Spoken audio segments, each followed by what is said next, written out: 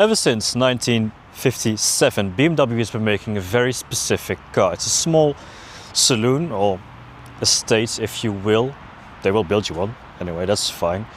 And today I thought, for the very last video of 2025 that I'll be filming in 2025 anyway, I'm going to do a little homage to the BMW 3 Series. And to do that, obviously, we need a BMW 3 Series, or at least it would be preferred. Now, that's why, for a very special reason, I've left the Fiesta and taken up something rather different. Here's some B-roll.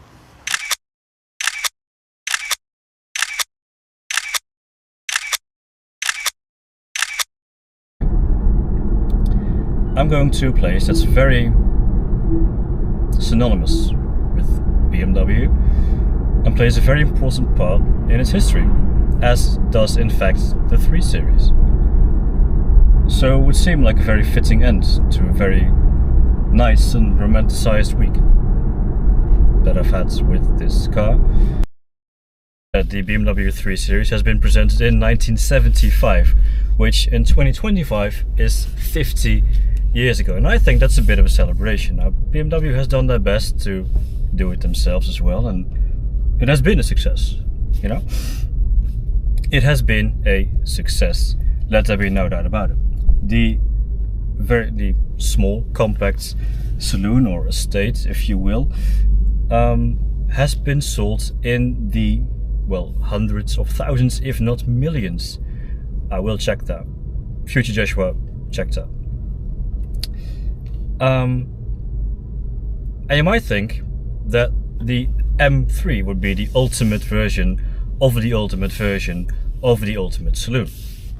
However, for a very specific reason, I don't think it is, because what they've done with the M340I is they've made a bit of a Harvey 3 face rather than a 2 face. Yes, that was a Batman reference. I like Batman and I'm an adult. Deal with it. What I mean by that is very simple. You see, they've essentially given you 3 main driving modes, and with those 3 driving modes you can choose. Obviously, with any car you can. But I've never experienced a car that's made such a big difference in the way it behaves than this one. So that's very good. It's very nice. Firstly, well, I'm sitting here stationary at the lights, I might as well talk about it. There is the Eco Pro mode. And in Eco Pro, it does something that an engine of this size and power really shouldn't do. Really. It gets up to about 900 kilometers of range from a single tank. But honestly, why wouldn't you want it? It's great! You stop once, put in about 55 liters of fuel, and go for 900. I'm not sure if the camera is picking it up, but it is still making a lovely buzz. A buzz that is coming from, obviously, the front, and is produced by a 3-liter inline 6. It's got a mild hybrid, 48-volt assistance system, really, if you like. But it's good, man. Now, Eco Pro is very good for long distance traveling, and it honestly is very nice. It's very good. It's quiet, comfortable, everything you like from a normal saloon. However, this isn't a normal saloon, so if you want to move one page up, you'd go to Comfort. Right now we're in Comfort, and it's just, well, comfortable. The damping slacks off a bit. It becomes more forgiving. It's the steering is quiet, and its start-stop system works like a tree.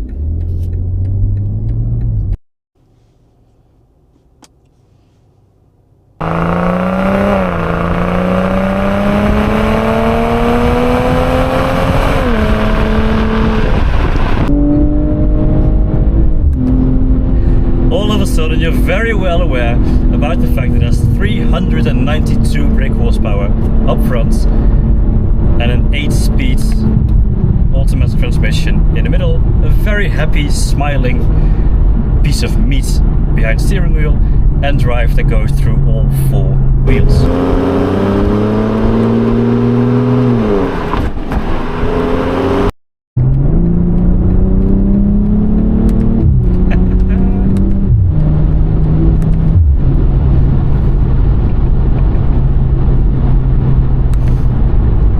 So essentially, Sport Plus does what Comfort does when you compare it to Eco. The power goes up, or it feels like it's going up anyway. The steering becomes even more responsive. The damping goes harder and more tight. The sound just gets instant. I mean, when you rev the thing to 7,000 RPM, it's properly good, this.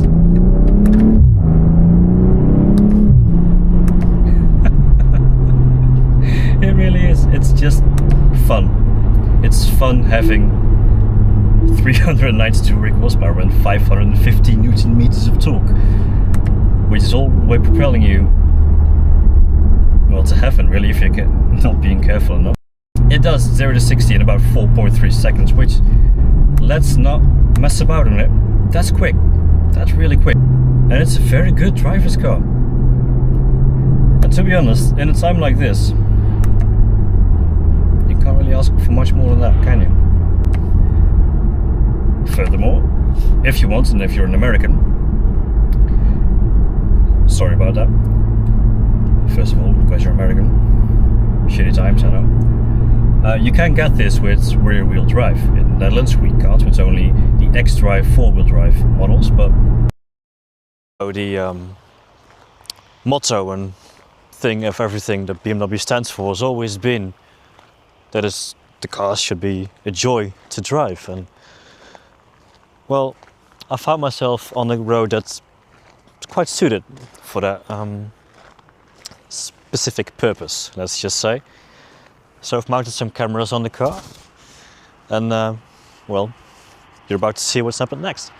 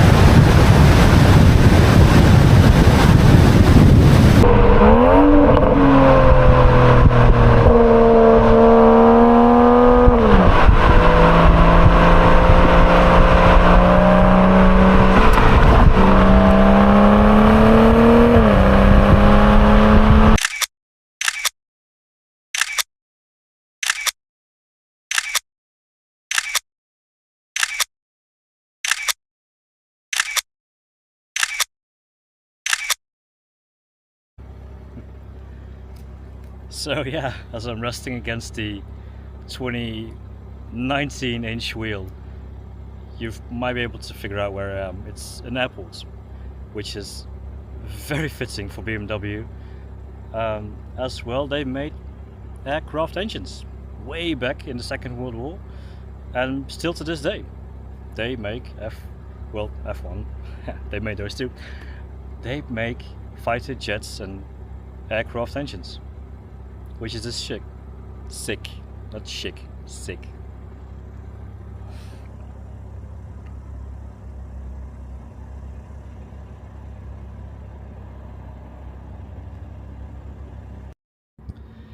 So yeah, that was my little tribute to the BMW 3 Series. It's not perfect, it's never been perfect, nor will it ever will be. It's very expensive, and like I said, the plastics inside don't really make sense for the price point of the car. However, as a pure driving standpoint, as you've just seen, it is magnificent. It is magnificent. Thank you very much for watching. If you like this, please let me know in some way, shape or form, and have a very good Christmas. Which doesn't make sense because this video won't be posted way after Christmas. Good night.